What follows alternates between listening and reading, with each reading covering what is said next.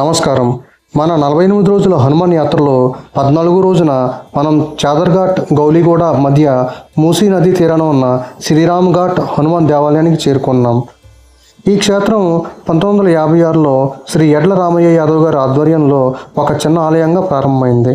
ఆనాడు ఒక సాధారణ గర్భాలయంగా ఉన్న ఈ ఆలయం భక్తుల నమ్మకంతో నేడు ఒక భారీ ఆధ్యాత్మిక క్షేత్రంగా రూపాంతరం చెందింది.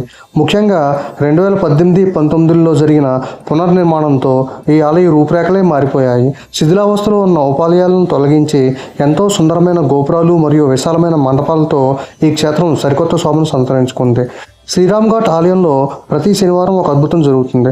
వందలాది మంది భక్తులు ఒకే చోట చేరి ఏకకాంఠంతో చేసే సామూహిక హనుమాన్ చాలీసా పారాయణం ఆధ్యాత్మికంగా ఎంతో శక్తినిస్తుంది.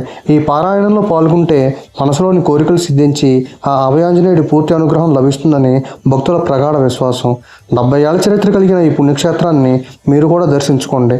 రేపటి 15వ రోజు యాత్రలో మరో ఆలయంలో కలుద్దాం. జై శ్రీరామ్, జై హనుమాన్.